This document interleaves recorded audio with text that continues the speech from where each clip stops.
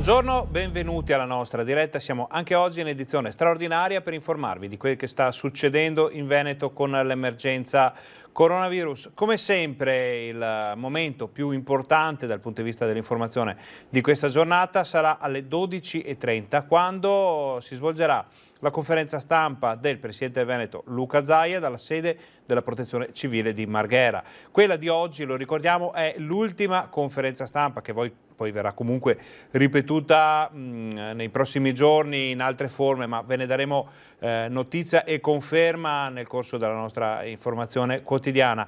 Quindi oggi diciamo, si chiude un ciclo durato più di 4 mesi nei quali il Presidente si è presentato ogni giorno, sabato, domenica, feste comprese, alla stampa, che ha presenziato ogni giorno, feste comprese, anche gli operatori dell'informazione, al punto stampa per capire dove stava andando, dove sta ancora andando questa situazione, questa epidemia da coronavirus in Veneto.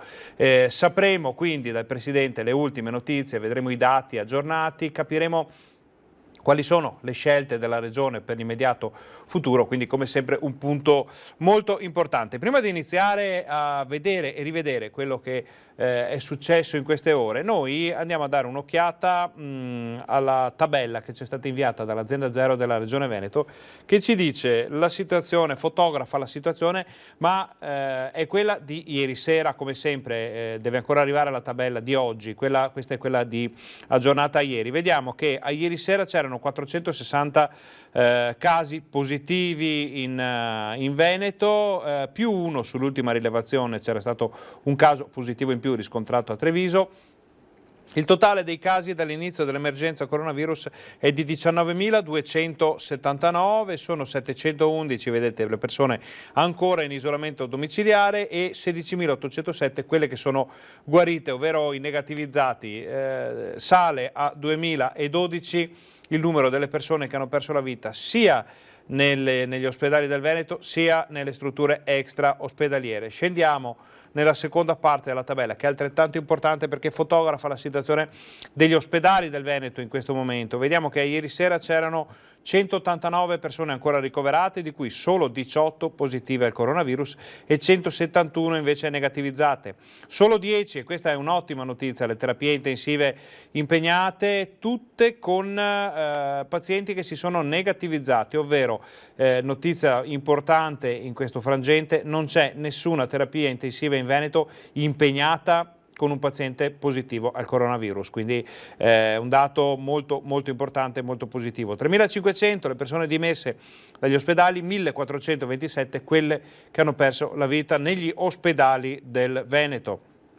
Scendiamo nella terza parte della tabella, molto importante anche questa perché ci dice che negli ospedali di comunità ci sono 29 persone ricoverate, una in meno di ieri, di cui 5 solo positive al coronavirus. Si è registrato un decesso in una delle strutture di comunità. Noi torniamo in studio, questi erano gli ultimi dati disponibili, per avere quelli nuovi bisognerà aspettare la conferenza stampa di Luca Zaia fra poco più di mezz'ora, quindi qui sul canale 18, sulla nostra pagina Facebook, sul nostro canale Telegram, perché Rete Veneta, oltre al canale 18, oltre alla TV, fornisce tutte le informazioni, i video, le dirette, tutte le tabelle anche sui social. Noi adesso andiamo a rivedere le ultime dichiarazioni di Zaia, che sono importanti perché si era parlato del numero di focolai in Veneto, che a ieri sera erano 22, sembra un dato preoccupante, invece sentiamo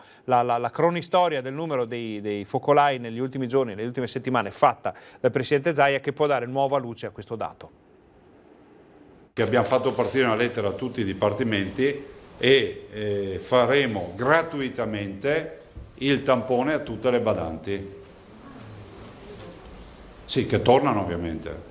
È questa l'ultima mossa in ordine di tempo della Regione del Veneto per circoscrivere il virus, da qui il duplice appello. Chiediamo la collaborazione delle badanti che mi stanno ascoltando affinché sappiano che la collega che sta arrivando deve segnalarsi e glielo facciamo gratuitamente. Ai familiari degli assistiti di sapere che quando hanno la badante in arrivo facciamo il tampone che è il sistema migliore per evitare casini. Ed è lo stesso Zaia a sminare il campo da equivoci e strumentalizzazioni. Non è un fatto di ghettizzazione, è un fatto di sanità pubblica. Del resto il focolaio più esteso al momento in Veneto si è sviluppato attorno alla badante rientrata in pullman il 5 giugno scorso dalla Moldavia. 10 soggetti positivi individuati finora nel Padovano, tra cui l'anziana assistita e la figlia. L'altro focolaio è quello scoperto nel weekend a Feltre all'Eurobrico. Per focolaio si intendono 2 o più casi generati dalla stessa fonte. In Veneto attualmente sono 22, un mese fa 132. I focolai sono in diminuzione da 135 a 22 in un mese, quindi oggi ne abbiamo 22 vivi. Vi ricordo solo 9 in casa di riposo, il resto sono tutti focolai, 13 sono familiari. Zaia è ritornato sulla necessità di evitare assembramenti e sulla minore gravità dei casi attuali, che comunque si osserva nella quotidianità al di là delle beghe della scienza, ma c'è anche il fronte politico con 2 questioni calde. La prima riguarda il dibattito attorno al MES, il fondo salva stati per spese sanitarie. La scelta di aderire al MES, dire sì o no, spetta esclusivamente al governo italiano. L'altro fronte, le scuole paritarie, con le voci di alcuni esponenti del 5 Stelle che chiedono di non rifinanziarle. In Veneto, dice Zaia, sono oltre 1000, la metà delle quali in comuni senza scuole pubbliche. Io trovo scandaloso che ci sia una forza, perché sono i 5 Stelle se non ho capito male, che, ma lo dico non per polemica politica, me lo chiedi te, che obietti sul finanziamento delle scuole paritarie. Invito il governo a stanziare subito risorse e ricordare quando le stanze che noi facciamo risparmiare 200 milioni di euro all'anno. Questa era l'ultima conferenza stampa di Zaia disponibile, abbiamo visto il numero dei focolai, è un dato che visto da solo potrebbe far preoccupare, ma messo in prospettiva con il calo costante e molto determinato del numero di focolai in Veneto, insomma, potrebbe anche far ben sperare. Arrivano però notizie di tutt'altro tenore dall'OMS che fa sapere come il virus abbia ancora molta libertà di movimento. Attenzione però, parliamo di notizie di carattere mondiale, quindi parliamo del coronavirus nel mondo. La pandemia di Covid-19 non è nemmeno vicino alla fine, dice il direttore generale dell'OMS in un briefing con la stampa che si è svolto a Ginevra. Sebbene molti paesi abbiano compiuto alcuni progressi a livello globale, la pandemia in realtà sta accelerando. Siamo tutti coinvolti e lo siamo a lungo termine. Abbiamo già perso tanto, dice il direttore generale, ma non possiamo perdere la speranza. Secondo l'Organizzazione Mondiale della Sanità, infatti, il virus ha ancora molta libertà di movimento. La questione cruciale, ed è una cosa che noi in Veneto conosciamo bene proprio per come è stata gestita l'emergenza, è il modo in cui tutti i paesi affronteranno l'emergenza e quindi come si arriverà a una convivenza con il virus. Questa è la nuova normalità. Questo è il fatto della nuova normalità. Qui in Veneto lo si affronta da tempo, anche noi qui da Rete Veneta lo diciamo da molto tempo. Quel che c'era prima probabilmente non ritornerà, se non mai, ma non ritornerà per un bel pezzo e dovremo abituarci davvero a una nuova normalità, una normalità che passa da tutti gli ambiti del vivere quotidiano e passa anche in questo caso dalla cultura. Sentiamo l'assessore Corazzari, assessore regionale, che ha annunciato un piano di rilancio per la cultura del Veneto in tempi di coronavirus. 550.000 euro la cifra stanziata dalla Regione per il rilancio culturale del Veneto e la ripresa degli spettacoli dal vivo nel territorio regionale.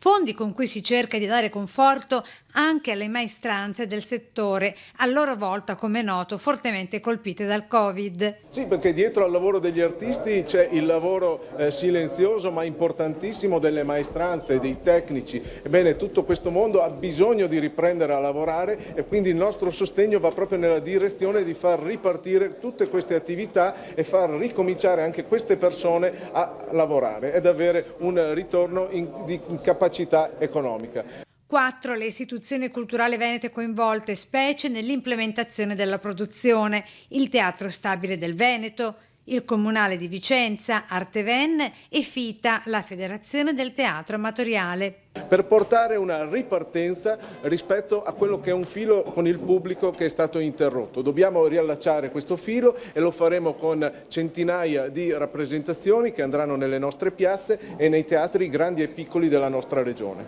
Accordo che vede una produzione di 200 spettacoli in più per lo Stabile del Veneto, prodotti da compagnie venete, di cui un centinaio fuori dalle sedi istituzionali e nei territori comunali. È un'azione che per la prima volta mette insieme diversi soggetti, quindi ci aspettiamo anche che i risultati possano ottenere una moltiplicazione di effetto proprio dal fatto di fare sistema. E un cartellone di oltre 80 rappresentazioni per il Comunale di Vicenza. Il pubblico sta rispondendo benissimo, nel senso che noi abbiamo aperto ieri le richieste, le vendite, in alcuni casi di alcune promozioni di spettacoli, e il pubblico risponde perfettamente, ha voglia di tornare al teatro, anche se molti hanno paura ancora. Finalmente produzione e distribuzione insieme. Era un matrimonio auspicabile, adesso è un fidanzamento e quindi stiamo lavorando su progetti per il territorio ha i suoi stakeholder, le sue richieste e noi abbiamo una capacità di interpretarle. Questo era il piano di rilancio, sappiamo che la cultura, i teatri in questo caso, ma la cultura in generale, gli spettacoli, quello che viene definito il divertimentificio del Veneto, che comprende anche molti altri settori, ha sofferto tantissimo durante il periodo del lockdown, durante le fasi prima della ripartenza. Come questo settore, anche molti altri, si sta cercando di capire come ripartire, ma soprattutto come conciliare la ripartenza, le necessità anche economiche di tutti questi comparti con la convivenza con il virus, in attesa di un vaccino sul quale ci sono sempre molti dubbi, perché non arrivano notizie importanti da questo versante. Insomma, nessuno sembra essere vicinissimo all'arrivo di un vaccino. Si parla anche della difficoltà da settembre di gestire un'eventuale epidemia di influenza, di poter distinguere i casi di influenza, quindi sintomi influenzali, da quelli di un'eventuale recrudescenza del coronavirus. Quindi molte perplessità sul futuro immediato. Sembra che l'estate debba chiudersi dopo agosto con qualche problema in arrivo. Abbiamo sentito anche prima l'OMS avverte che non è affatto finita, quindi ci aspettiamo notizie importanti che arriveranno quasi di sicuro, come ogni giorno, dalla conferenza stampa di Zaia, in programma alle 12:30 qui sul canale 18, quindi state con noi. Ora noi facciamo una brevissima pausa, torniamo fra poco.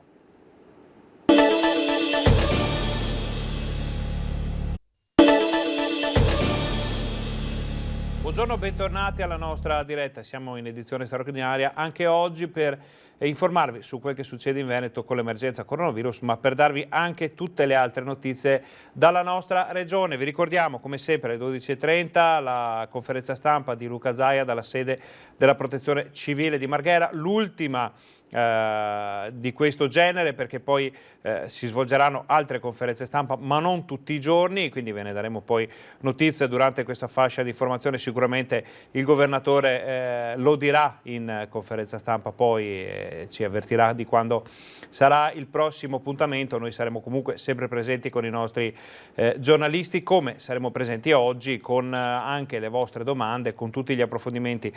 Sappiamo che arriverà fra poco il bollettino dell'azienda zero della Regione Veneto con i nuovi casi, con tutta la situazione, per capire se effettivamente siamo ancora a 0 casi, se le terapie intensive sono ancora impegnate con soli 10 pazienti negativizzati. E adesso però, prima di vedere cosa succede in giro per il Veneto e di approfondire anche i temi con Luca Zaia, noi ci colleghiamo, grazie ai potenti mezzi di Skype, con il nostro Federico Fusetti, che vediamo si è già posizionato. È una mezza sorpresa perché ora ci dice lui dov'è e di cosa si sta occupando in questo momento. Federico, grazie per esserti collegato con noi, spiegaci tutto. Buongiorno Ferdinando, vabbè, penso che tutti abbiate riconosciuto dove sono, non ci sia neanche bisogno di dirlo. Sono nel chiostro pensile del municipio, Palazzo Moroni, quindi quello che vedete alle mie spalle è il chiostro, che si trova appunto sospeso, diciamo così, e a 2 metri da me c'è l'ingresso del Palazzo della Ragione per turisti e visitatori. Alle mie spalle sì, forse si vede ancora un po' di movimento perché sta per iniziare un incontro sul volontariato con la Caritas, con i promotori di Padova, capitale europea del volontariato. Insomma, si fa un po' il punto della situazione per capire intanto se continuano le donazioni anche in questo momento in cui tutti pensano che l'emergenza sia finita, e già vi anticipo che purtroppo molte persone sono convinte che ormai non ci sia più pericolo di nulla e quindi sono calate le donazioni, sono calati i volontari, sono calati un po' tutti i numeri legati all'emergenza. Dico purtroppo perché invece sarebbe ancora il momento di continuare. Non è certo, diciamo che le persone in difficoltà non sono certo calate, quelle no. L'obiettivo è di tornare appunto a crescere con i numeri sia dei volontari che delle donazioni. Tutte le associazioni in rete in pratica ci hanno raccontato adesso, addirittura hanno preso dei magazzini insieme per risparmiare, per depositare soprattutto i generi alimentari che vengono donati, si dividono le spese, si dividono i volontari, insomma si cerca di ottimizzare. Il calo c'è stato, ma l'obiettivo è quello di mantenere un numero di volontari in provincia di Padova costante anche dopo l'emergenza, e pensate, il numero è almeno 800, quindi avere almeno 800 volontari che continuino a lavorare per l'emergenza Covid, anche se l'emergenza è un po' meno emergenza, però ecco, l'appello è: non pensiate che sia tutto finito, ma tanto è un appello che già facciamo noi da Rete Veneta tutti i giorni, per cui non c'è nulla di nuovo. Siamo andati poi, io e Valentina Visentin, adesso le immagini le vedrete stasera, ma siamo andati a vedere che hanno iniziato ad abbattere la quarta palazzina di Via Anelli, ricordate il Bronx di Padova. 3 palazzine sono già state abbattute, adesso quella al Civico 29 è iniziata la demolizione questa mattina, ci vorrà una settimana. È veramente impressionante questa gru enorme, sembra quasi il becco, l'artiglio di un mostro che spezzetta l'edificio e lo fa cadere. Poi c'è anche la bonifica amianto, quindi stanno anche riempiendo dei grandi cesti di materiale che deve essere poi bonificato, e lì c'è una procedura ancora più complicata, quindi insomma prosegue quel lavoro lì, va avanti. Ultima cosa che vi segnalo, prego Ferdinando. Sì, ecco Federico, so che ci sono anche delle novità anche sul versante coronavirus, sull'emergenza dal punto di vista sanitario. Beh, c'è stato un caso positivo a Schiavonia, se è quello a cui ti riferisci, dopo 2 settimane di assenza totale di positivi, è stato registrato un caso positivo. È una signora di origini cinesi che ha avuto un passaggio da un collega di lavoro in provincia di Vicenza, poi ha saputo che questo suo collega è diventato positivo, anche se non grave, e lei si è andata a far visitare all'ospedale, l'hanno trovata positiva. Non è ricoverata, è in isolamento domiciliare, ma è la testimonianza del fatto che non si può abbassare la guardia, cioè il virus circola ancora, quindi lei positiva ma non ricoverata, quindi questa è la notizia pseudo positiva. Così come positiva il fatto che a Bovolenta sono tutti negativi gli ospiti della casa di riposo, e quindi si tornerà nelle prossime ore anche ad ospitare i familiari. Abbiamo sentito qui sull'Easton la gente sul bonus anziani, scusate, sul bonus nonni, quei famosi 1.200 euro che potrebbero andare anche ai nonni in caso uno non abbia la babysitter, può farli destinare al papà o alla mamma, quindi al nonno, per tenere i figli. Abbiamo sentito un po' i padovani cosa ne pensano. Molto, molto bene Federico, allora noi vediamo che dietro di voi è tutto pronto per, immagino, l'incontro con la stampa. Ma tanto mando Valentina, io vado a fare colazione naturalmente. Federico, sappiamo che la redazione di Padova siete sempre allegri, ma state anche voi, come tutti i nostri colleghi, come tutte le nostre redazioni, state lavorando tantissimo per informare i veneti, i padovani, anche con questi nuovi sistemi, con Skype, che ci permette, magari con qualche salto di audio, di video, ma di essere sempre sul posto, sempre i primi ad arrivare a far vedere cosa sta succedendo. Quindi lasciamo Federico e Valentina alle conferenze stampa, non esitate a richiamarci se ci sono notizie importanti da Padova. Noi come sempre siamo in diretta, fra un po' saremo col governatore in diretta, ma insomma prima e dopo quella fascia abbiamo sempre tempo e spazio per informare i nostri telespettatori su quel che succede in Veneto. Ringraziamo Federico Fusetti, lasciamo i nostri colleghi alle loro incombenze, che insomma seguire la cronaca e seguire anche l'emergenza coronavirus, quello che sta succedendo, è sempre molto impegnativo. Quindi Chiedo a Fabio Verini, regia, di farci vedere il servizio che ha fatto la nostra redazione di Padova proprio sul caso della persona positiva al Covid a Schiavonia, ne abbiamo appena parlato, la cittadina cinese.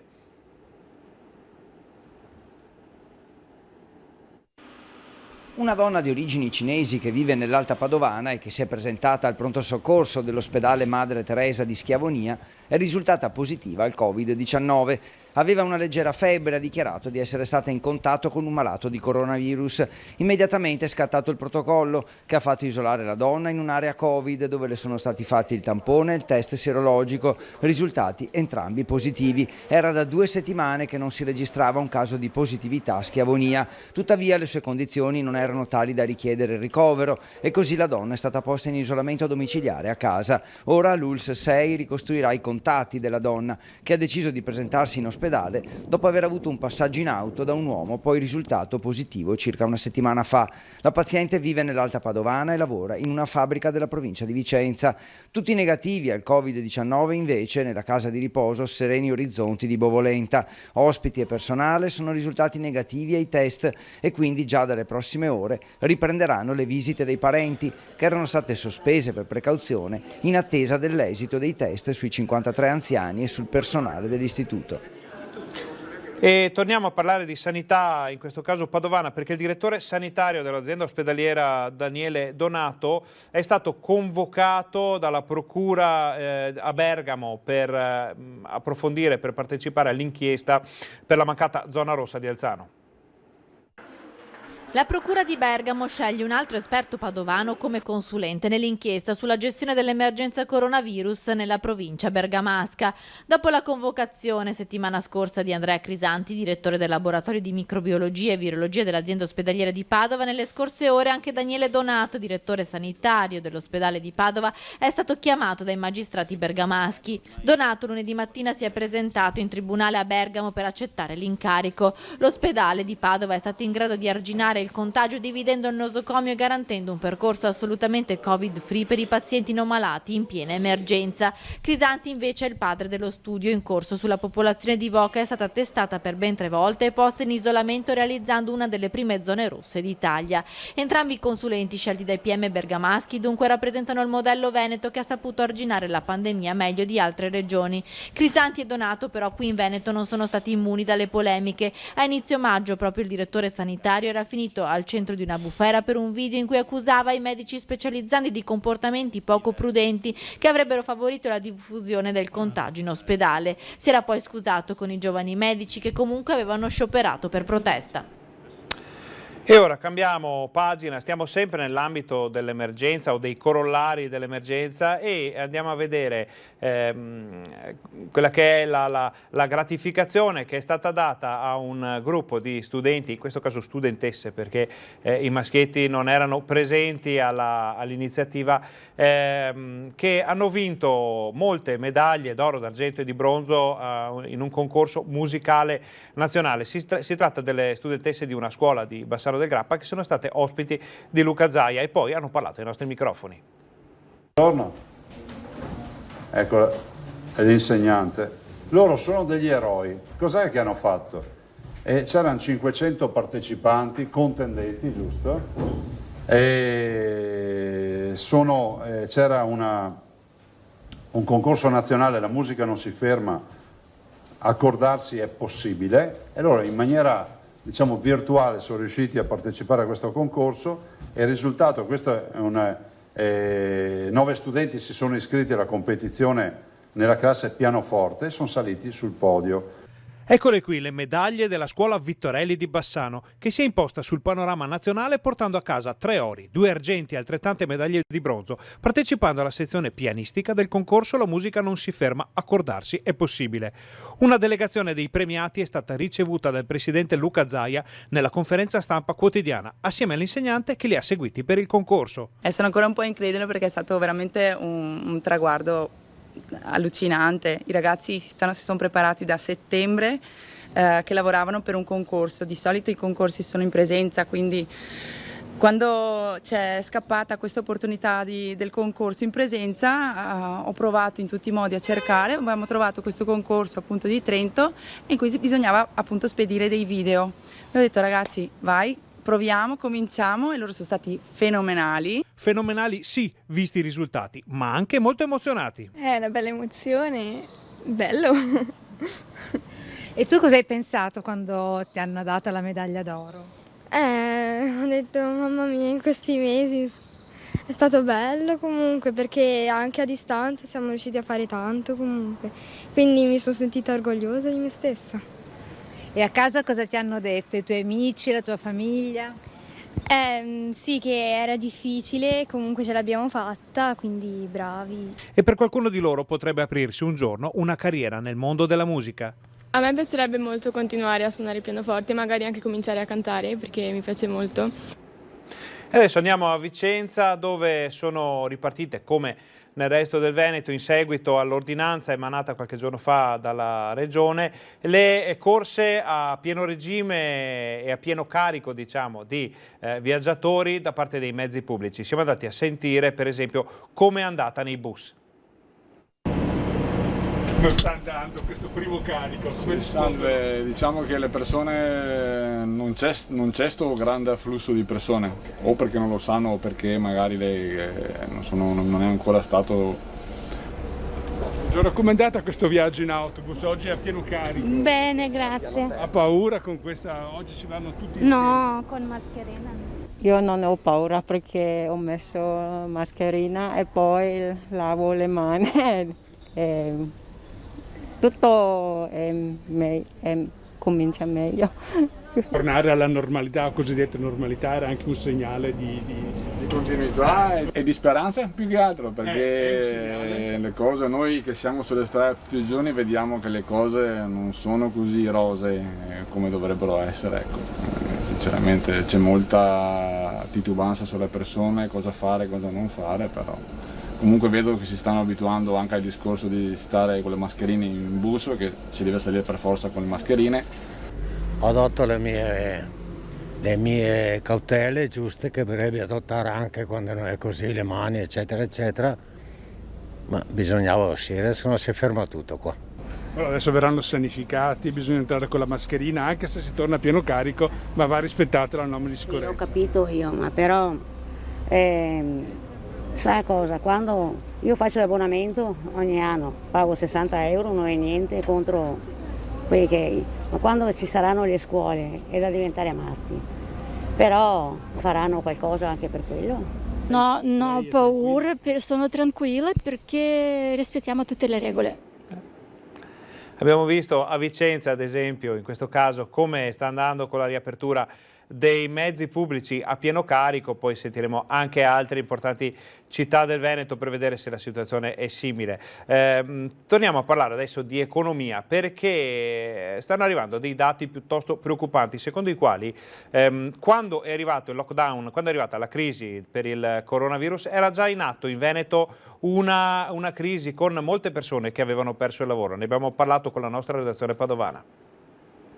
Più donne e figli a carico di mariti e genitori. È il dato impietoso che emerge dall'osservatorio del CAF CGIL di Padova. Circa il 60% dei contribuenti della provincia che si rivolgono agli uffici di via Longhin ha già presentato il modello 730. Una prima analisi evidenzia questo. Ci siamo resi conto che nella maggior parte dei casi i figli e i coniugi sono tornati a carico dei rispettivi genitori o coniugi stessi. I contribuenti in media per l'anno fiscale 2018 hanno ricevuto un rimborso medio di 2.000 euro. Questo rimborso si ferma a circa 900 euro, meno della metà per il 2019. La spiegazione è semplice: 987 donne e 1.004 giovani dati alla mano hanno perso il lavoro nel 2019 e sono tornati a carico di mariti e genitori, segnale che la crisi era già iniziata. Nel momento in cui si vanno a verificare casse integrazioni o comunque la richiesta di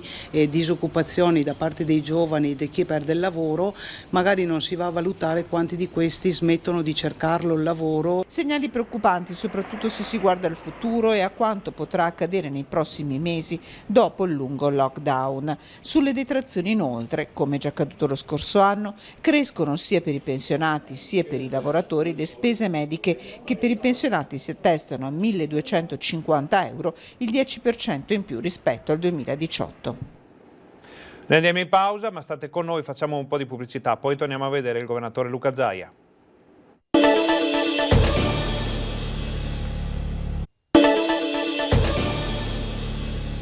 Bentornati, siamo già in diretta con la sede della Protezione Civile, vi lasciamo al governatore Luca Zaia. Grazie.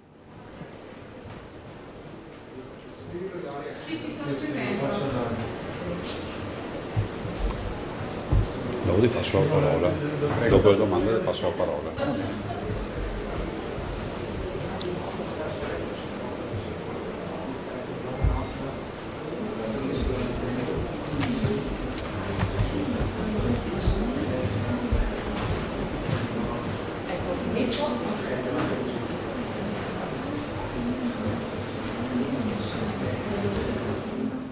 Allora, abbiamo visto che la conferenza stampa sta per iniziare, però manca ancora un paio di minuti, credo pochissimo tempo. Sappiamo che il governatore ha chiesto di poter aspettare la stampa, vediamo infatti si alza. Allora, torniamo in studio da noi teniamo d'occhio la conferenza stampa di Luca Zaia, e nessun problema naturalmente, solamente dettagli logistici. Allora, prima di andare dal governatore vi facciamo vedere, tanto lo teniamo d'occhio, vediamo se arriva, usciamo subito e andiamo lì.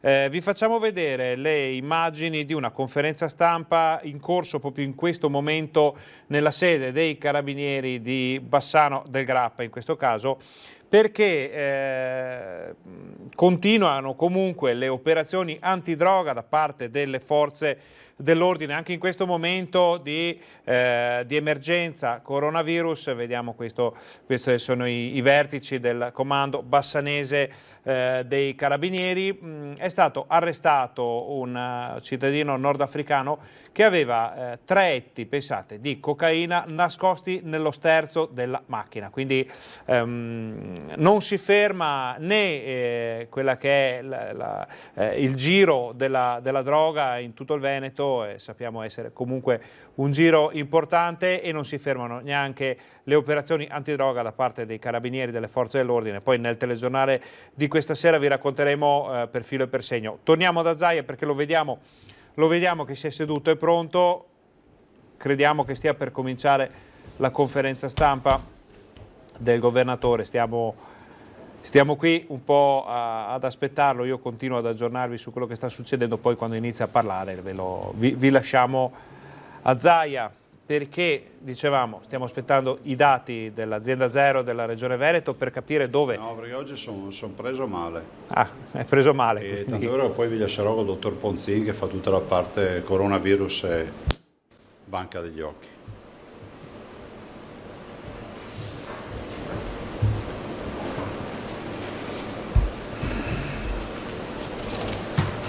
Allora, abbiamo sentito che Zaia risponderà alle domande, fornirà i dati dell'emergenza coronavirus e poi lascerà la parola al suo ospite. Abbiamo visto che Zaia ultimamente ci ha abituato a ospiti, tra virgolette, medici, esperti, addetti ai lavori di assoluto rilievo che possono approfondire in modo molto dettagliato l'emergenza coronavirus, tutte le notizie che riguardano l'emergenza. Vediamo che sta sfogliando i dati Luca Zaia. Oggi c'è, insomma, non sono neanche problemi tecnici, questi sono semplicemente un paio di minuti di attesa, probabilmente in arrivo qualche altro ospite, in arrivo novità importanti. Vi ricordiamo che oggi, con la fine di giugno, questa è l'ultima conferenza stampa, poi se ne riparlerà venerdì quasi sicuramente. Buongiorno a tutti, direi di iniziare. Lasciamo il tempo alle televisioni di collegarsi.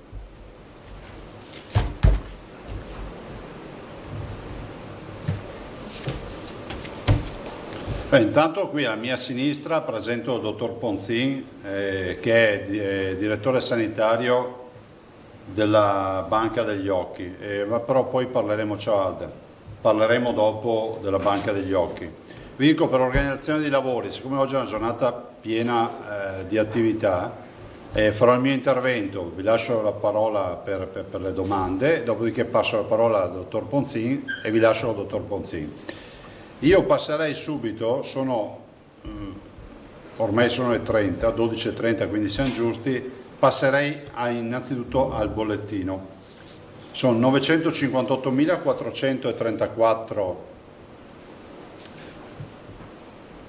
tamponi effettuati ad oggi, ci stiamo avvicinando al 1 milione di tamponi, sono esattamente 7.813 in più rispetto a ieri. Il numero dei positivi è 19.286, più 8. In isolamento 746, più 35. I ricoverati sono 192, dei quali 21 sono positivi. Dei 192, 21 sono positivi. Terapie intensive, scendiamo ancora, 10. Adesso non chiedetemi se sono 10 tutti negativizzati o il 9+1, perché non ve lo so dire oggi. Comunque 10 in terapia intensiva in tutto il Veneto. Immagino siano 9+1 comunque. Totali morti 2012.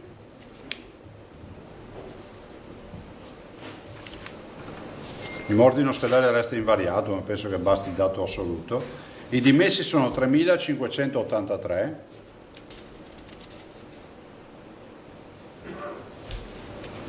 I nati 89. Allora, a parte il fatto che volevo prima di tutto fare gli auguri alla signora Lucia Bertoncello di Laghi di Cittadella, che oggi compie 105 anni. Quindi veramente gli auguri di cuore alla signora Lucia Bertoncello, 105 anni oggi, veramente tanti auguri. Detto questo, due considerazioni prima di passare la parola a voi per le domande. Noi continuiamo a avere la preoccupazione della reinfezione. Peraltro oggi, se notate, abbiamo 5 ricoverati in più, 35 persone in isolamento in più, 8 positivi in più, dei 19.286 più 8, quindi 8 positivi in più, 35 isolati in più e 5 ricoverati in più. Tanto vi do uno spaccato dei famosi 8, c'è una coppia di Selvazzano di 80 e 65 anni, il marito è stato ricoverato in malattie infettive, quindi uno dei ricoverati, ma è un Pauci sintomatico, vuol dire che ha sintomi lievissimi. Probabilmente in via prudenziale è stato ricoverato comunque in malattie infettive. Poi c'è una signora di 90 anni della casa di riposo di San Pio X di Cordignano. Qui c'è da dire che in questa casa di riposo c'è un focolaio attivo al quale ancora c'è, rappresentato ancora da 3 positivi. Poi ci sono madre e figlio stranieri residenti a Vicenza di 24 anni e 3 mesi, che sono tutti e 2 positivi.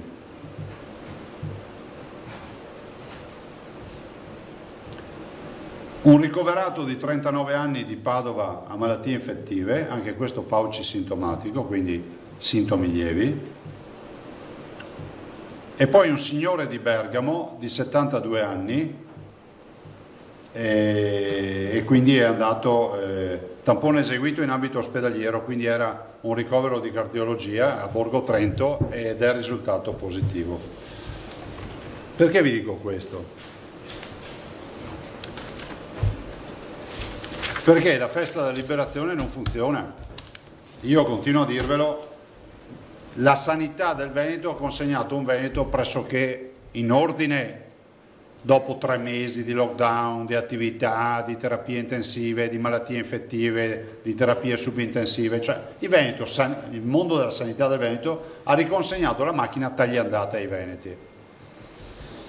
Saranno pezzi di virus, sarà che sono pezzi di RNA, sarà che c'è meno virulenza, sarà, però a differenza di febbraio-marzo, oggi abbiamo le spiagge piene. Oggi non c'è il freddo, c'è il caldo, quindi l'assembramento e l'aggregazione è qualcosa che naturalmente viene spontaneo. Io non ho nulla contro i comportamenti umani, ma ce l'ho nei confronti dei quali non rispettano neanche le minime regole, no? Sappiate che questi indicatori per me non sono buoni.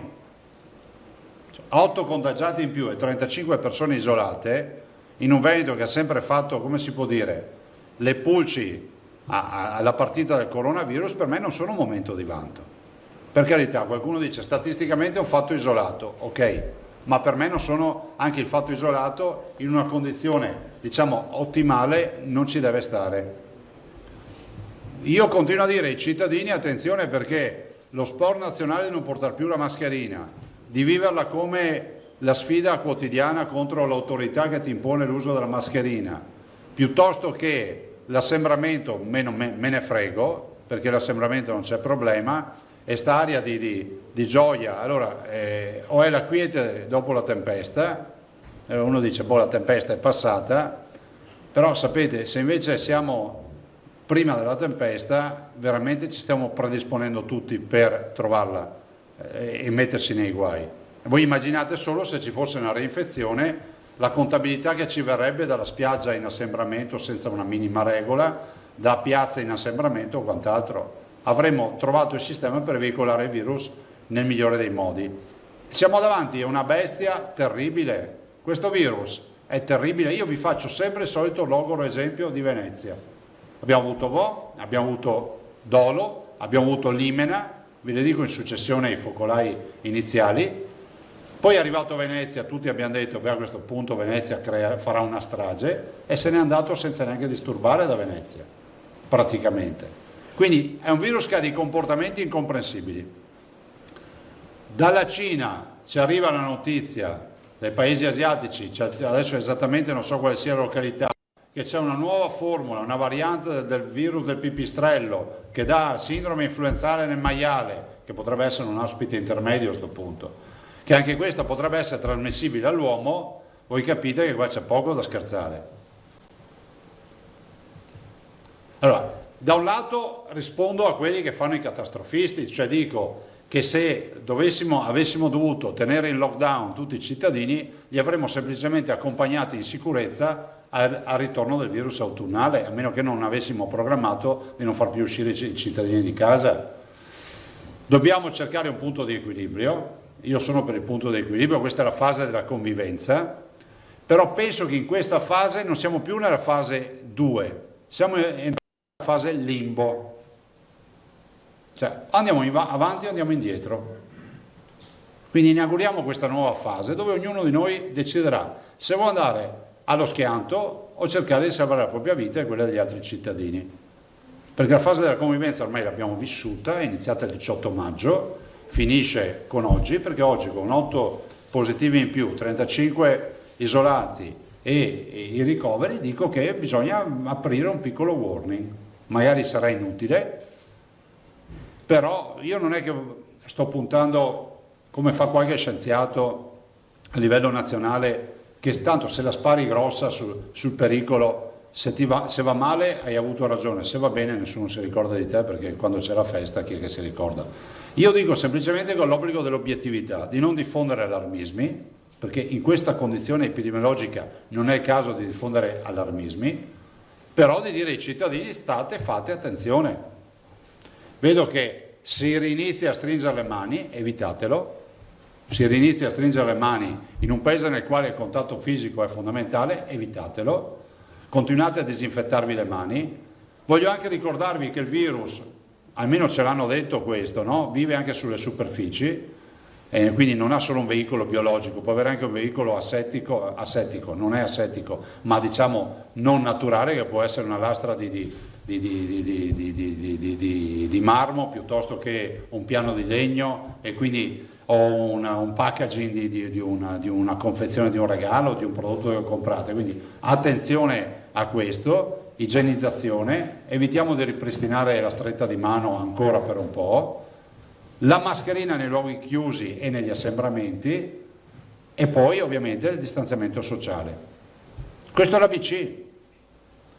Se torniamo indietro, per carità, noi stiamo preparando un piano, vi anticipo già che il piano, io contavo di darvelo per metà luglio, ve lo darò a fine luglio, non perché non siamo in grado di darvelo prima, perché lo vogliamo anche tarare meglio. Ma il piano sicuramente ci permetterà di dire che abbiamo 1 migliaio di terapie intensive, che avremo 400 postazioni di subintensive e tutte ste robe. Però vorrei ricordarvi che il piano è come dire fai uscire i carri armati dai magazzini perché è ora di sparare. Io vorrei lasciarli i carri armati e metterci il mazzo di fiori nel cannone. Quindi non vorrei che qualcuno pensasse che questa diventi una partita tutta di natura, prendo un po' di antibiotici, prendo un po' di antivirali e me ne sto un po' a casa. Non è così, di coronavirus si muore, abbiamo 2014 persone che sono defunte e non sono tutte anziani, fermo restando che gli anziani hanno più diritto degli altri di vivere, perché non capisco anche sta visione di dire che ma riguarda gli anziani. L'età media dei nostri defunti in Veneto, deceduti in Veneto, è di 82 anni, però è pur vero che abbiamo avuto anche persone molto giovani che sono morte. Per cui questa è la preghiera che faccio ai veneti. Diciamo che nessuno di noi ha alibi, lo possiamo dire? Nessuno di noi ha alibi. Non è che se domani mattina torna o torna fra un mese, piove governo ladro. No, perché se tutti noi ci fossimo comportati in maniera corretta, non torna. Allora, abbiamo visto che il virus corre spedito. Immaginate un ciclista nella pianura, va velocissimo con la sua bicicletta, ha iniziato le scalate, quindi i Gran Premi di montagna non ce la fa più, ma noi non possiamo fare come il pubblico che va a spingere il ciclista mentre tira a fiato lungo, no? Spingerlo perché ce la faccia arrivare al Gran Premio di montagna. Il virus non va aiutato e ci sono dei cittadini che lo stanno aiutando. Sarà anche spompato, no? Ha perso virulenza, come si dice tecnicamente, ma c'è qualcheduno di noi che con comportamenti scorretti lo sta aiutando. Guardate, ed ho chiuso, a me inquieta che ci siano cittadini che mi chiedono quando potranno non portare più la mascherina, ma non è che me lo dicono per dire perché sarà finita, è perché è una rotta di palla la mascherina, è sicuramente una rotta di scatole la mascherina, sicuramente con il caldo ancora peggio, penso anche a chi deve lavorare con la mascherina, ma non è un vezzo, no? Non è una coercizione, è una necessità, è un salvavita. Se lo si vuole capire bene, se no la contabilità la faremo alla porta dell'ospedale. Io non ho altro da aggiungere, prego. Tosato, Prigioni, Marchiori e mi fermo qua. Buongiorno Presidente. Ciao. Ecco, immagino che lei abbia avuto, insomma, come ogni mattina, un'interlocuzione anche con le autorità sanitarie. Comprensibilmente lei invita alla prudenza, al rispetto delle regole, non ci mancherebbe altro, ma insomma l'analisi che l'autorità sanitaria fa di questo incremento è un'analisi preoccupata, cioè è un piccolo segno più fisiologico che ci sta dopo tante settimane di flessione e comunque in un ambito di flessione generalizzata, oppure è una spia che qualcosa davvero non va? Ma guarda, io ho voluto questa mattina vedere i focolai, perché tu vedi 8 nuovi contagiati, ho detto se sono 8 ragazzi sotto i 40 anni gli chiamo io, gli chiedo se sono andati in spiaggia, perché vorrei capirlo. Non siamo in questa condizione, c'è un ragazzo di 39 anni, il resto sono persone adulte che immagino che non abbiano fatto movide o altre robe.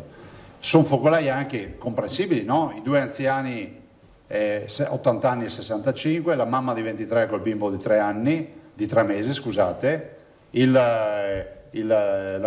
cittadino doveva ricoverarsi alla nostra cardiologia di Borgo Trento e lo abbiamo beccato con il tampone d'ingresso, ma è un bergamasco, e poi l'RSA di Cordignano. Quindi se dovessi guardare le provenienze dei nuovi contagiati, vi dico che siamo quasi in ordinaria amministrazione.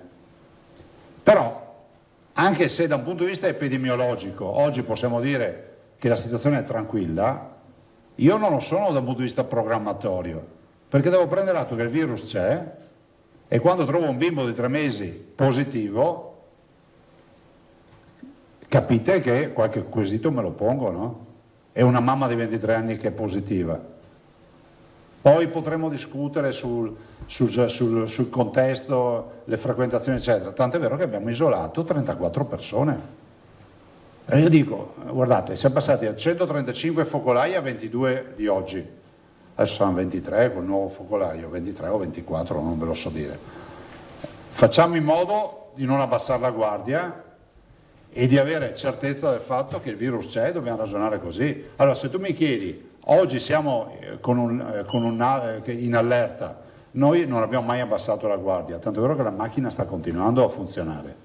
Cioè, se voi considerate che ogni giorno vi do un resoconto di almeno 10.000 tamponi, il che vuol dire che ogni giorno ci sono 10.000 operazioni a carico di qualche cittadino. Noi il piano di sanità pubblica non lo abbiamo interrotto, vi ricordate che vi dicevo, anche se sembra finita, noi non interrompiamo. Saremo più performanti a isolare focolai, questo è poco ma sicuro, ci aiutano anche le nuove scoperte. Pensate il pooling, oggi il pooling ci permette di fare un sacco di tamponi che prima non riuscivamo a fare. Però io sono preoccupato. Allora, questo lo considero un warning, no? Un segnale del fatto che non bisogna prenderla troppo sotto gamba. Sono anche preoccupato, adesso io capisco, ma però da un punto di vista epidemiologico vanno dette queste robe, visto che qualcuno ha cercato magari la polemichetta con le badanti. Noi sappiamo che ci sono diversi sistemi sanitari nel mondo, no? Non sto distinguendo il nord e il sud del mondo o l'est o l'ovest, dico che al sud del mondo c'è il sistema sudafricano che funziona magari, no? Quindi non posso dire che in Africa non funzioni. Ci sono delle realtà dove funziona e altre dove non funziona. Anche in Europa ci sono realtà dove funziona, dove non funziona. Stati Uniti, stessa roba. Io però so qual è il nostro sistema sanitario. Ambirei che tutti quelli che vengono da altri sistemi sanitari abbiano lo stesso linguaggio, ragazzi. Abbiamo visto per quasi un mese il Brasile che ci diceva che aveva 6.000 contagiati. Io vi dicevo, ma come fanno ad avere 6.000 contagiati? A me questo mi inquieta. Allora, parlo con cittadini egiziani e di altre località del Nord Africa, mi dicono che lì è un problema. Vedo i dati ufficiali, non vedo numeri. E vi ricordo che lì noi non abbiamo neanche la quarantena obbligatoria, c'è bollino verde. Allora, io non ce l'ho con nessuno, che sia chiaro, mi conoscete, però veramente un invito che faccio, non polemico, ma costruttivo, al governo e all'OMS, di verificare bene i sistemi di gestione del coronavirus e di lettura dei dati epidemiologici di tutti i paesi. Perché una comunità come nostra, che ha fatto praticamente un tampone ogni 5 abitanti, perché siamo ormai 1 milione di tamponi su 5 milioni di abitanti, ha titolo di dire mettere i puntini sulle i. Voi lo sapete che sono per le frontiere aperte. Sanitariamente parlando, io non ho mai detto qua da noi sono tutti ospiti graditi, sto parlando di frontiere sanitarie, però vorremmo anche avere tranquillità dall'OMS e dal Ministero della Salute che i paesi di provenienza siano paesi nei quali i tamponi si facciano testing e soprattutto ci siano dati ufficiali. Ci sono paesi nei quali non si fa neanche il bollettino, vi ricordo. Se posso aggiungere velocemente, ecco, per quanto riguarda questa sua raccomandazione, come dire, mi sembra un po' difficile, nel senso che sentivo che secondo l'OMS, ad esempio in India, il numero dei decessi potrebbe essere da 10 a 100 volte superiore a quelli dichiarati.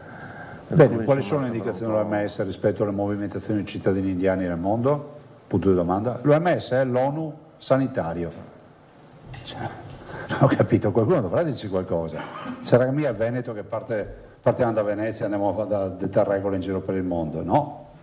Io non sono neanche, sono per l'ospitalità, ma se so che un cittadino viene da una zona che ha difficoltà, propongo un isolamento fiduciario e poi può girare tranquillo per il Veneto, ci mettiamo il sistema sanitario e tutto. Ma è un assurdo non preoccuparsi di questo. Però ecco, la domanda che volevo farle è questa. Lei non ha l'impressione che al di là degli appelli a un comportamento corretto, di fatto comportamenti anche palesemente poco corretti semplicemente non vengono più sanzionati? E quindi quando si crea una situazione di impunità per cui ci si avvicina alle persone senza mascherina, sul distanziamento non ci bada più nessuno, si fa tutto quello che si vuole e non succede mai nulla, ma sì, guarda, è difficile, come dire, gli appelli... Sì, però allora, o siamo un popolo civile o non lo siamo, no? Perché, prego. Solo perché era lo stesso tema, solo per questo Prego. Volevo fare lo stesso tema di Filippo, cioè faccio un parallelismo col casco. Cioè è come se noi avessimo detto per anni agli italiani: per favore mettete il casco perché sennò vi ammazzate, e probabilmente oggi non lo metterebbe ancora più nessuno, per convincerli, così come le cinture di sicurezza, l'autorità che ha anche funzione educativa ha dovuto imporlo con le multe, quindi apprezzabile sicuramente il suo atteggiamento liberale, diciamo così, libertario, però se poi la gente non capisce forse bisogna sanzionare, ecco. Scusate se ho interrotto. No, ma io condivido la tua riflessione. Il tema è uno solo, che non spetta a noi il ruolo dei sanzionatori, perché noi non ce l'abbiamo, nel senso che il ruolo della sanzione è stabilita nelle ordinanze, però è un ruolo che comunque compete ad altri, no? alle forze di polizia. Io dico però che c'è anche da interrogarsi sul fatto che non possiamo rivendicare libertà se poi come cittadini, ognuno nel proprio intimo, non riesce neanche a rispettare le regole minimali. Io ho mail e lettere tutti i giorni di cittadini che invocano le multe, questo è vero, saranno arrivate anche da voi, no? Foto e molti mi scrivono una frase che fa star male, mi scrivono: abbiamo fatto un sacco di sacrifici, perché chi si è chiuso in casa ha fatto un sacrificio per poi vederli buttati al vento da assembramenti che non sono necessari. Io penso che ci sia un punto di equilibrio, Marco. Spero che lo si capisca fino in fondo, anche perché se torna una reinfezione, questo lo voglio sottolinearvelo bene, se torna la reinfezione torna pesante. Perché noi abbiamo fatto di tutto per far andare il frullatore del virus, Cioè non è che torna e dice: beh, qua non c'è nessuno in giro, ormai c'è una condivisione, no? E questa è la preoccupazione. Prego. E allora Prigioni, Marchiori e Vanzan. Ciao.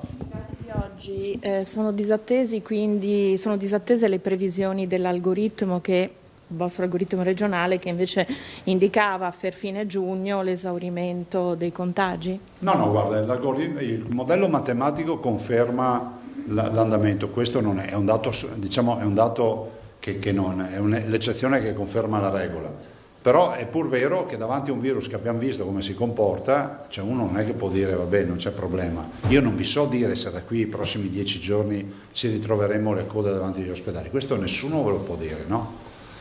Penso che il rapporto che c'è sempre stato con voi e con i cittadini per vostro tramite sia sempre stato un rapporto di assoluta sincerità e trasparenza. Abbiamo sempre raccontato la situazione come un'istantanea, dopodiché domani è un altro giorno, ve l'ho detto anche ieri rispetto a questo, ma è un altro giorno da un punto di vista proprio epidemiologico, da un punto di vista sanitario.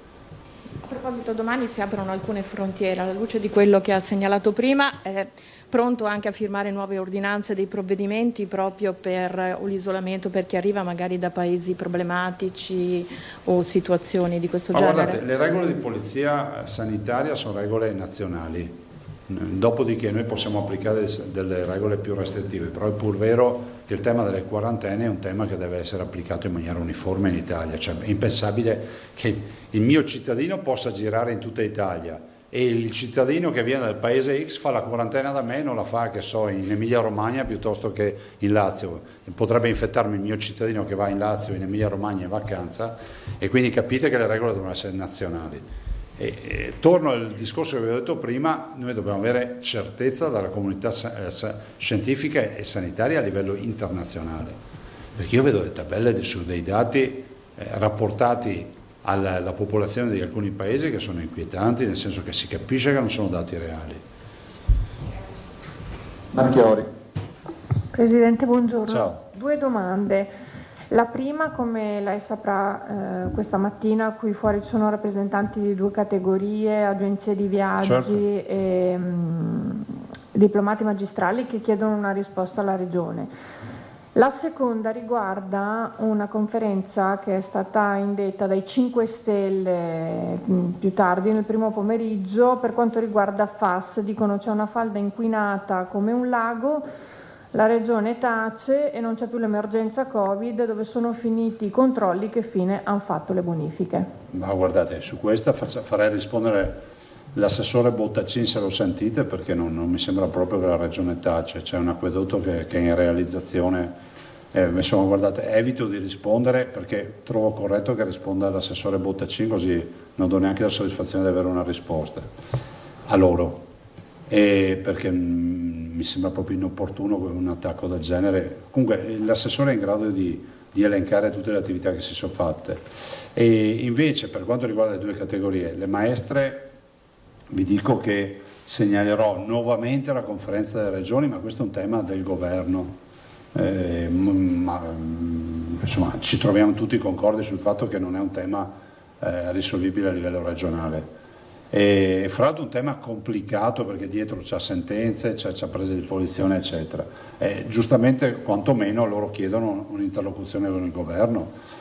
E dall'altro, per quanto riguarda le categorie, ho incontrato anche le agenzie di viaggio, altra categoria che è in sofferenza rispetto a tutto quello che è accaduto, no? Perché il turismo, che è la prima industria in Veneto con 18 miliardi di fatturato, è un'industria che è in sofferenza.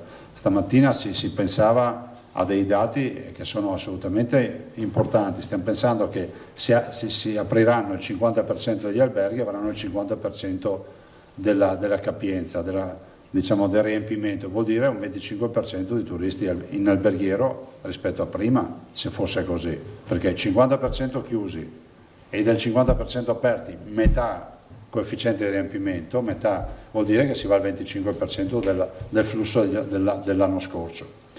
E dall'altro l'assessore Canel questa mattina ha incontrato i loro rappresentanti delle agenzie di viaggio, li ho incontrati anch'io stamattina qui, ho risentito Canel, l'ho già sentito 2 volte stamattina, adesso l'ho invitato, anzi ci siamo accordati, farà un ulteriore incontro ufficiale anche per poter affrontare il tema in maniera, diciamo, come si dice, serena e trasparente, perché poi io stamattina ho incontrato gli operatori, cioè quando si viene a dire ma quella regione ci dà il fondo perduto, sì, ma quella regione c'ha l'addizionale IRPEF da sempre e noi non ce l'abbiamo, cioè, allora, se per far bella figura dobbiamo mettere le tasse per poi restituirne un po', capite che non c'è elemento di paragone tra quello che abbiamo fatto noi in questi 10 anni e quello che hanno fatto le altre regioni. Noi non abbiamo mai applicato l'addizionale IRPEF, vi ho fatto l'esempio con i medici, noi diamo 1.000 euro di premio a un medico, ma ne abbiamo già dati 4.850 non prelevandogli dalle tasse, a differenza delle altre regioni che danno 1.000 euro e ne hanno prelevati 4.850. Però vedo che è un concetto che è difficile da far passare. Vanzà. Presidente, questa mamma di 24 anni e bambino di 3 mesi risultati positivi, ha detto stranieri, ma che vivono qui o che sono di passaggio? Ma guarda, allora, sono nigeriani, faremo una verifica, perché anche qui cerchiamo di avere un approccio, non lo dico a voi, ma a quelli che fanno fanno il pelo e contropelo tutto quello che dico. Cioè il tema di dire nigeriani piuttosto fare una verifica non è che è un'ossessione razzista, è un fatto epidemiologico, perché se sono appena arrivati questa è la domanda, cioè, vuol dire che se lo sono portati da casa, lo devo verificare. Perché è un dato che è assolutamente in controtendenza sì, è quello il che ci ha raccontato la dottoressa Dadalt quando diceva che è una malattia che colpisce soprattutto gli adulti e i bambini risultano non immuni. Ma è una mutazione del virus, non te lo so dire. Però sappiamo che il virus muta. Quando lo dicevo le prime volte ho visto che c'erano scienziati che dicevano che dicevo baggianate o cretinate, però vedo che adesso tutti dicono che il virus muta. Mi fa piacere. Non avete ancora parlato con gli esperti nostri veneti di questi 2 casi? Ma no, lo stiamo approfondendo, ho chiesto il dato stamattina. Io spero che siano cittadini magari tornati dalle vacanze o tornati da una visita a casa loro. Se si sono infettati qui bisognerà capire bene. Comunque i 34 isolamenti vanno in questa direzione, per capirci. Poi l'altra cosa, Presidente, lei diceva qualcosa, avremmo pur titolo di dirlo e di mettere i puntini sulle i, visto che siamo una regione che sta facendo quasi un tampone su 5 abitanti e abbiamo come regione preso anche dei punteggi molto alti, parlo alle recenti pagelle sulla gestione dell'emergenza sanitaria, e quindi io le rifaccio la domanda che da giorni sta riempendo le cronache politiche dei nostri giornali, e cioè questo tentativo di togliere la sanità alle regioni e di accentrarla. No, ma è una follia, cioè una follia, e penso che è una follia che coinvolge anche pochi, da quel che ho capito. E comunque se qualcuno vuole andare al Vedo in Veneto, io convoco il referendum e lo chiedo ai veneti se vogliono farsi curare da Roma o da Venezia. Poi se lo dicono date la... Ma guardate, in tutti i sistemi, i modelli organizzati, usciamo dalle istituzioni, andiamo anche nel privato, non c'è nessun modello organizzato che allunga la catena decisionale, tutte accorciano le catene decisionali.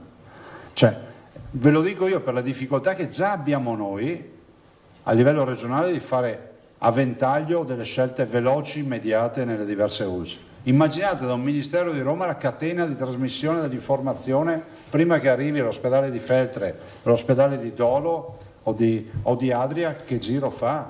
Guardate che nelle emergenze bisogna essere presenti. E poi immaginate le caratteristiche diverse di diversi territori. Altro aspetto non irrilevante. Per cui la trovo una follia, a parte il fatto che è anche irrispettosa nei confronti dei padri costituenti e anche poco rispettosa della Costituzione. Tutta questa... Dopodiché, se questo governo, o meglio qualche suo esponente, decide di farlo, deve modificare la Costituzione, vi ricordo. Per questo io faccio... È una contraddizione, nel senso che voi state, voi nel senso Veneto, Emilia Romagna, tutte le altre regioni che hanno iniziato il percorso di autonomia in base all'articolo 116 della Costituzione, da un lato chiedi e dall'altro ti dicono no, togliamo. Ma sai, mancano, ormai sono passati quasi 1000 giorni dal referendum del 22 ottobre 2017. Se ancora non abbiamo l'autonomia vuol dire che qualche resistenza a Roma c'è. E quindi faccio appello anche ai veneti, a tutti coloro che fanno politica. Cominciamo a concentrarci su Roma e non sul Veneto, perché vedo un sacco di veneti che magari vanno a invocare l'autonomia e poi il problema sembra sempre che sia il problema di Venezia, di Zaia. Qui il problema è un altro, che a Roma non ci danno risposte, addirittura propongono di toglierci la sanità. Cioè, però ripeto, se voglio andare al Vedo io ci vado, col referendum. Bonet. Rapidissima. Presidente, prego. Questa ipotesi di tornare a fare i mondiali di sci nel 2021, di cui mi dicono starebbe parlando la Fisi, è concreta? Sì. Ti vede d'accordo? No, come 2021? 2022? No, di tornare a tornare indietro. Sì, guarda, allora io sono colui che ha sostenuto Roda, il presidente della Fisi, e anche ovviamente Benetton, Alessandro, come presidente della fondazione, per tentare di spostarli al 2022. Però, apriti cielo, mi ha scritto qualche albergatore, è una follia. Cioè, ma scusate, se torna un'infezione, secondo voi noi possiamo fare i mondiali a porte chiuse? Cioè, è come assicurarsi, no? È meglio 2022 che ci dà più tranquillità o farlo subito 2021? Che per noi significa gennaio, quindi se c'è la reinfezione siamo nel pieno della battaglia. Cioè, c'è anche il rischio che ce li annullino i mondiali. E poi ci sono delle difficoltà a livello di calendario, Marco, internazionale, perché poi c'è tutto un incastro con le Olimpiadi e quindi anche quello è un problema. Io comunque, se si potessero portare al 2022, penso sia la soluzione migliore. Dopodiché Roda me ne ha parlato, mi dice che ci sono queste difficoltà, se ci tocca li faremo 2021. Altre domande? Cioè, vi ricordo che hanno annullato le Olimpiadi di Tokyo. Bene. Passo allora la parola al dottor Diego Ponzin, che è direttore sanitario della Banca degli Occhi. Io poi mi sono già scusato con il dottor Ponzin e con i suoi compagni di viaggio, perché andrò e devo tornare a Venezia.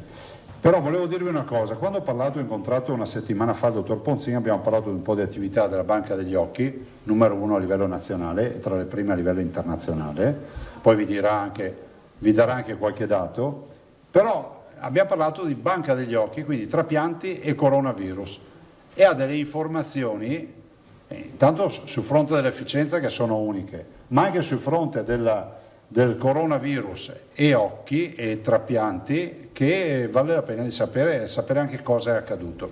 Passo la parola al dottor Ponzin, prego, e buon lavoro. Grazie. Grazie, arrivederci.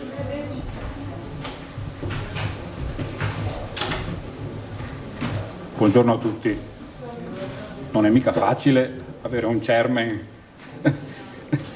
avere come chairman il governatore della propria regione. Comunque approfitto di questa opportunità per darvi qualche informazione relativamente al nostro mondo, al mondo di Fondazione Banca degli Occhi, quindi al mondo dei trapianti di cornea.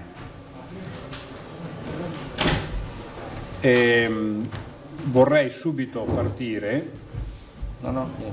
grazie, con un'immagine che sostanzialmente è un grafico che prego, ecco, perfetto, che adesso vi spiego perché credo riassuma abbastanza bene quello che è successo nel mondo delle donazioni e dei trapianti in questo periodo assolutamente anomalo, surreale, sospeso, straordinario. Fondazione Banca degli Occhi, credo lo sappiate, credo sia noto, si occupa in collaborazione con la rete regionale per i trapianti del problema della donazione dei tessuti oculari per trapianto e del trapianto di cornea.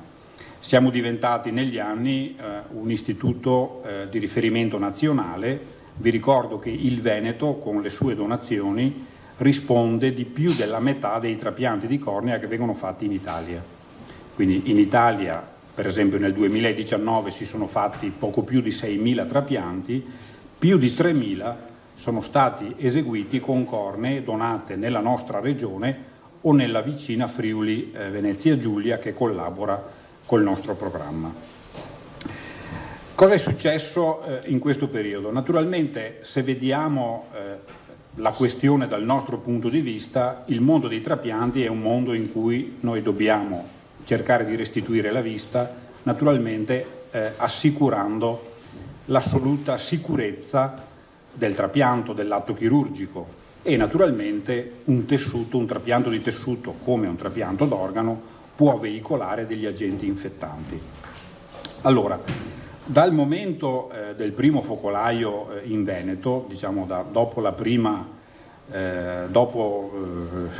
dalla fine di febbraio, ecco, da quando è cominciata così l'allerta, vi ricordo che sono state emesse almeno una 60 fra decreti, regolamenti, direttive regionali, quindi tutti i documenti che abbiamo dovuto studiare per essere in linea, ma 3 di questi documenti erano per noi particolarmente rilevanti perché erano documenti rilasciati dal Centro Nazionale Trapianti, che stabiliva delle norme per aumentare la sicurezza nella selezione dei donatori che andavano al trapianto.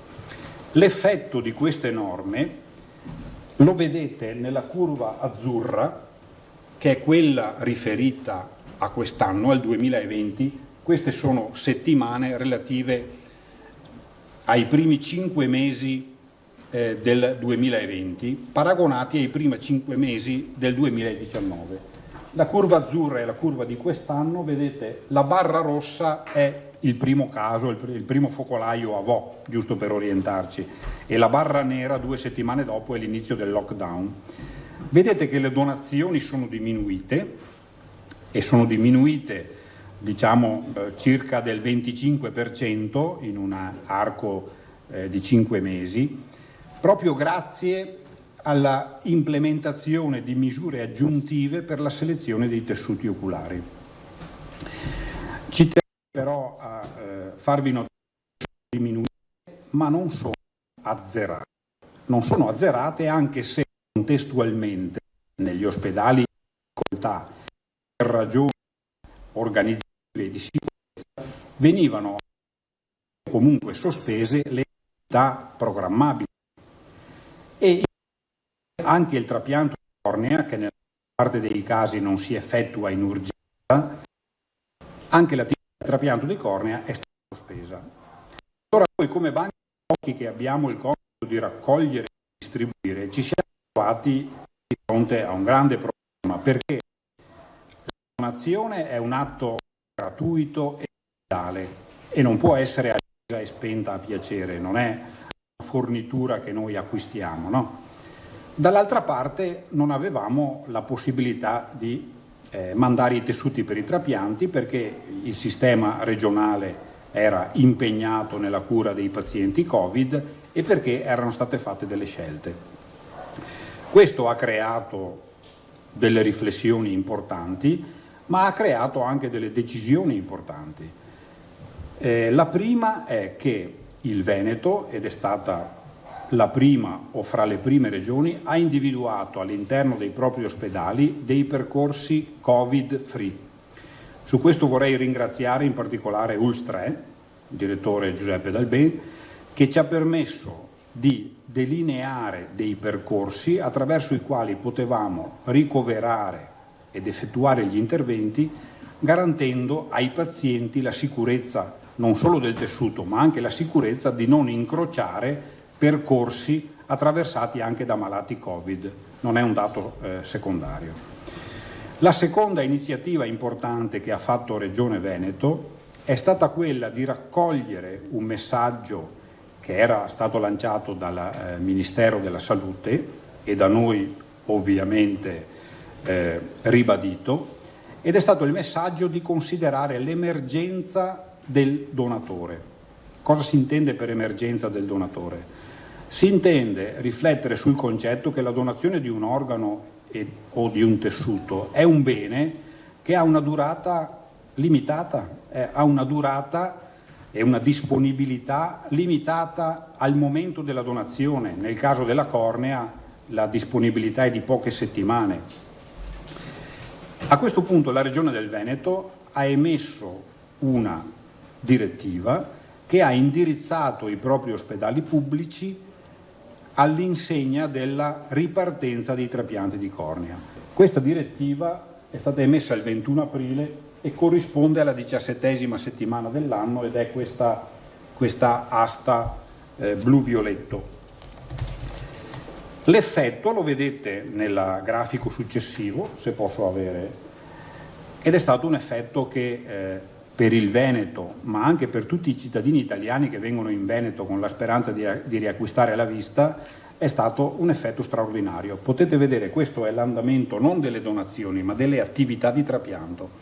Vedete che fra marzo e aprile le attività di trapianto si erano pressoché azzerate.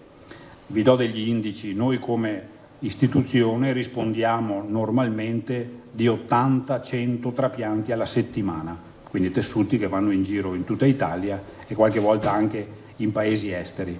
Eravamo arrivati a 4-5 trapianti alla settimana. È arrivato il Veneto che si è organizzato e i ritrapianti, vedete, sono ripartiti. E adesso probabilmente, mentre vi parlo, siamo vicini al raggiungimento delle nostre potenzialità perché via via anche le altre regioni naturalmente sono ripartite. Quindi questo era un messaggio, mi pare, interessante che ci tenevo a darvi. La urgenza e il valore della donazione è stato da noi conservato nella nostra regione e le autorità regionali e la sanità pubblica, pur indaffarate nella gestione di un'emergenza drammatica, è riuscita a garantire il buon fine delle donazioni, comprese le famiglie che manifestano la volontà a donare. Vorrei aggiungere adesso un paio di pillole così di novità, forse un po' più scientifiche, ma che penso il Veneto si meriti, perché siamo al centro di una buona rete e quindi siamo riusciti anche, pur nell'emergenza, a ricavare delle informazioni utili in questo periodo difficile, utili dal punto di vista epidemiologico e utili nel cercare di garantire la sicurezza dei trapianti di cornea. La prima informazione che vi do è che noi da marzo effettuiamo un tampone su ogni donatore di cornee e sto parlando di una popolazione che supera il migliaio nei mesi che abbiamo considerato. Bene, lo 0,5-0,6% di questi donatori, quindi diciamo un donatore ogni 200, è risultato positivo. Questo è un dato epidemiologicamente non trascurabile perché questi donatori avevano già superato tutti i filtri preliminari, quindi erano donatori totalmente asintomatici, e con una anamnesi silente sia dal punto di vista clinico, quindi, e anche dal punto di vista dei contatti. Quindi queste sono state informazioni che ci hanno permesso di attivare a ritroso un'indagine sui contatti di questi donatori e a garantire lo spegnimento di potenziali focolai in presenza appunto di persone totalmente asintomatiche, quindi questo è un dato direi importante. I tessuti che sono stati prelevati da questi donatori li abbiamo studiati in collaborazione con l'Università di Padova e abbiamo visto due cose che vi anticipo, che adesso sono al vaglio della comunità scientifica perché sono delle scoperte, se volete, di nicchia, ma che producono delle informazioni che prima non si sapevano. La prima informazione è che il virus, quando è presente nel nasofaringe, è presente qualche volta anche all'interno dell'occhio della persona. E quindi questo corrobora ulteriormente una informazione che dice che nelle fasi durante le varie fasi dell'infezione il virus può potenzialmente albergare in tutti gli organi. La seconda però informazione è che noi nei tessuti dove abbiamo trovato l'RNA del virus, quindi una traccia inequivocabile che il virus era passato di lì, non siamo riusciti da questi tessuti a ricavare un virus infettante. Questa è un'informazione molto utile dal punto di vista infettivologico ed epidemiologico, perché sapete, per esempio, sappiamo già che nel corso dell'infezione, per esempio, tracce del virus possono essere trovate, faccio un esempio, nelle feci dell'ammalato, ma non sembra che queste tracce abbiano caratteristiche infettanti. Anche le tracce di virus che abbiamo trovato nei tessuti oculari da noi analizzati non hanno avuto capacità infettanti e l'abbiamo testato con strumenti molto poderosi, appunto in collaborazione con l'Università di Padova. Cosa diciamo in conclusione da tutto questo? Direi che queste informazioni sono molto utili perché le notizie sulla diffusione del virus nei diversi organi aiuteranno molto a migliorare le capacità di cura di chi si ammala, ma anche a prevenire la diffusione di questo virus così sfuggente, così subdolo, così inapparente. Grazie al cielo confermiamo anche noi che non sempre trovare l'RNA del virus vuol dire trovare un agente infettante e questo è in generale rassicurante. È possibile trovare donatori completamente asintomatici e con anamnesi apparentemente negativa per contatti che albergano il virus e questo è un dato epidemiologico che diciamo rende ragione del grande numero di tamponi che eseguiamo nella nostra regione. Dice il dato che ha senso quindi continuare a cercare i portatori di questo virus e l'ultimo dato è che grazie a un sistema regionale efficiente, grazie alla generosità delle famiglie del Veneto, il sistema dei trapianti della nostra regione continua a lavorare, è tornato a lavorare come prima dell'avvento dell'epidemia, in ospedali pubblici che hanno saputo trovare percorsi liberi da potenziale infezione nei confronti dei pazienti e con tessuti che fino ad ora non hanno mai prodotto trasmissione di virus. E quindi per questo ringrazio una volta di più Regione del Veneto per l'ospitalità di oggi, ma la rete regionale trapianti e anche l'azienda ULS3 all'interno del quale, sapete, noi viviamo come organizzazione all'interno del padiglione Rama. Grazie. Domande? Allora, Vanzano, Emiliano.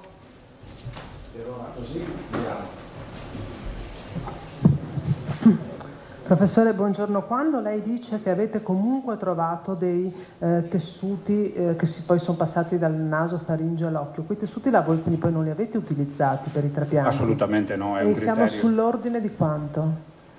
Appunto, noi abbiamo trovato complessivamente lo 0,6% di donatori positivi, se vuole il numero 4, 4 donatori positivi. Questi 4 donatori hanno generato naturalmente 8 cornee, di queste 8 cornee abbiamo trovato 2 tessuti positivi da 2 diversi donatori. Alla fine quindi il messaggio è: si tratta di eventi rari e la cornea, questo lo sapevamo abbastanza, si conferma non essere un grande veicolo di trasmissione di malattie.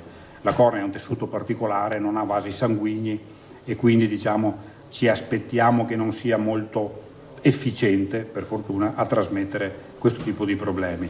Però la medicina vive di probabilità, non di certezze, quindi è poco efficace, ma qualche volta il virus c'è. Solo che avendo anche questo ulteriore esame da fare, le modalità e la tempistica dei trapianti si allunga, nel senso che avete il donatore e poi dovete anche aggiungere questo ulteriore esame per vedere se c'è un'infezione o se c'è stata una trasmissione del virus. Siete comunque dentro i tempi per poter effettuare il trapianto, pare di capire? Guardi, uno potrebbe pensare questo, ma sono lieto di smentirla, perché grazie all'efficienza del laboratorio centralizzato di riferimento noi il tampone, se lo facciamo alla mattina entro le 10, 10 e mezza, come qualsiasi tipo di esame sierologico, abbiamo il risultato nel pomeriggio. E quindi diciamo i tempi clinici non vengono assolutamente toccati da questo esame aggiuntivo. È stata toccata l'organizzazione, perché ovviamente un esame aggiuntivo ha comportato prima di tutto il fatto che dovessimo insegnare ai nostri medici che fanno i prelievi a eseguire un tampone nasofaringeo, che non è una procedura che era diffusa sul territorio tanto quanto lo è adesso. Probabilmente era una procedura pressoché sconosciuta, credo, a tutti noi. Emiliano. Professore, mi perdoni, ci sono stati dei casi di perdita di vista legata all'eredità del COV2? Sappiamo che molti organi possono essere coinvolti con infiammazioni o appunto, ripeto, eredità devastanti. Gli occhi sono tra questi? La vista? Grazie. Fortunatamente no. Fortunatamente no. I sintomi oculari, che sono sintomi tutto sommato esterni, cioè sostanzialmente una congiuntivite, rappresentano sintomi che fanno parte della categoria non dei sintomi tipici di questo virus. Cioè, i sintomi tipici rimangono quelli che conosciamo, la mancanza di respiro, la febbre, ma i sintomi oculari sono abbastanza rari e riguardano apparati esterni che poi guariscono, insomma, perché i tessuti della superficie dell'occhio hanno una grande capacità riparativa, quindi di fatto non abbiamo a oggi documentazione di compromissione irreversibile della perdita della vista per colpa del virus. Grazie. Filippo Tosato. Professore, lei ha ascoltato prima il report del Presidente Zaia su queste nuovi positivi. Ci vuole dire la sua opinione in proposito? Allora, la mia opinione è un'opinione molto umile, perché sono un oculista, non sono un epidemiologo, primo, e noi viviamo all'interno di una realtà che probabilmente è poco rappresentativa di quello che avviene nella popolazione. Io mi illanterei se dicessi che con i nostri numeri noi possiamo fare delle inferenze sulla popolazione del Veneto o sulla popolazione normale. Noi maneggiamo bene i numeri relativi ai donatori. In Veneto si diventa donatori di tessuti oculari fra i 4 anni, grazie al cielo pochissimi donano gli occhi in giovane età, fino a 79 anni. Quindi ci mancano fette tutto sommato ampiamente rappresentate di popolazione, in particolare quella degli anziani, e quindi i miei giudizi sono molto limitati da questa visione. Mi viene da dirle che concordo con quello che dice il governatore, che ho trovato molto ragionevole. Stiamo attenti perché non è finita.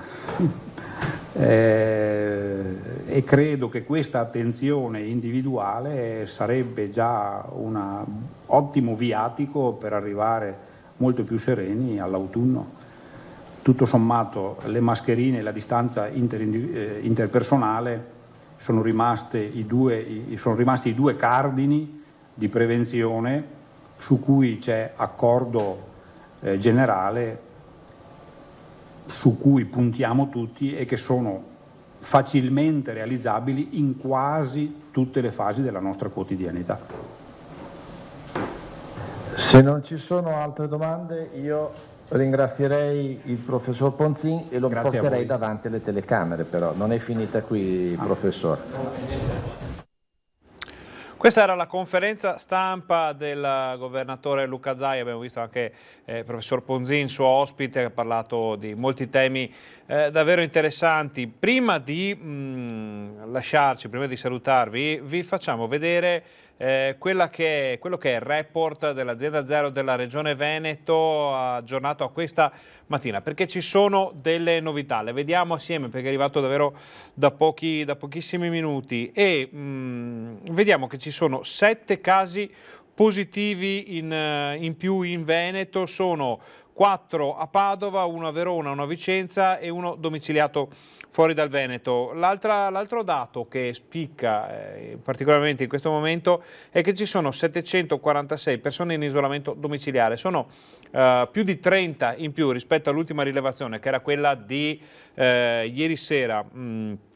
La situazione porta il complessivo a 19.286. Vi facciamo vedere gli ultimi dati, che sono questi, i penultimi, vedete, 711 e 746, sono 35 persone in isolamento domiciliare in più.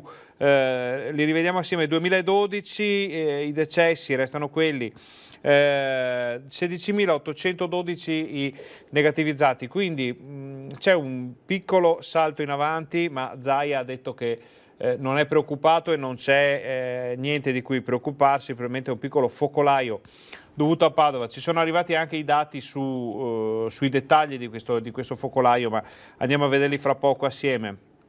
Questa è la situazione degli ospedali, vediamo 192 i ricoverati, sono 21 le persone positive al coronavirus e 171 i negativizzati. Fortunatamente resta ben salda e ferma la situazione delle terapie intensive, vedete 10 terapie intensive impegnate, occupate tutte da persone che si sono negativizzate, quindi confermiamo che in questo momento in Veneto non c'è alcun paziente positivo al coronavirus ricoverato in terapia intensiva. Sono 3 in più i ricoverati rispetto all'ultima rilevazione e sono 1.427 le persone che hanno perso la vita negli ospedali del Veneto. Ci sembra che non ci siano variazioni di sorta nemmeno negli ospedali di comunità, anzi vedete 2 pazienti positivi in meno rispetto all'ultima rilevazione. Noi torniamo in studio perché ci è arrivato il dettaglio di quelli che sono i casi di cui vi abbiamo appena parlato. Ribadiamo, ci sono 35 persone in più in isolamento e 7 casi in più, che è un po' il salto in avanti più sostanzioso degli ultimi tempi. Ci fanno sapere che i 7 casi nello specifico sono una coppia di Selvazzano di età compresa fra i 65 e 80 anni, lui ricoverato in malattie infettive ma con sintomi quasi inesistenti. C'è una donna di 90 anni ricoverata in una casa di riposo San Pio X a Cordignano in provincia di Treviso, casa di riposo che risulta essere un focolaio attivo con 3 persone ancora positive. Poi abbiamo madre e figlio residenti a Vicenza, 24 anni, lei 3 mesi, il piccolo, un ricoverato di 39 anni a Padova, malattie infettive, ma anche lui con sintomi veramente di scarsa entità, e un uomo residente in provincia di Bergamo di 72 anni, tampone eseguito in ambito ospedaliero, richiesto da Borgo Trento, reparto di cardiologia. Questi sono i 7 casi nuovi di cui vi abbiamo appena dato notizia. Naturalmente sapevamo tutti che ci possono essere delle oscillazioni in questi dati. Zaia, poi lo risentiremo nel corso della giornata, lo sentiremo anche nei nostri servizi, nei telegiornali questa sera, ha già raccomandato, non c'è niente da preoccuparsi in questo momento, ovviamente sono dati che in prospettiva vanno letti e vanno visti, vanno studiati. Se proseguirà questa tendenza con nuovi casi, con nuove situazioni, nuovi focolai, allora la faccenda sarà da prendere in mano diversamente. Per il momento il governatore ha rivelato di non essere preoccupato, naturalmente nei limiti di quella che può essere la preoccupazione di un periodo di emergenza come quello che stiamo vivendo tutti quanti. Vi abbiamo fatto vedere i dati dell'emergenza coronavirus, avete visto la conferenza stampa di Zaia, ci sarà poi possibilità di rivederla nel corso della nostra programmazione. Noi poi torneremo con il nostro tempo libero, la ginnastica, tutto quello che riguarda la fascia delle possibilità di chi vuole stare a casa e tenersi un po' in forma. Torniamo con la messa alle 18 in diretta dalla Basilica del Santo a Padova e torniamo soprattutto alle 18:50 circa con i nostri telegiornali per l'approfondimento di tutto quello che avete visto fin qui. Ora noi facciamo una breve pausa, state con noi perché la nostra programmazione prosegue.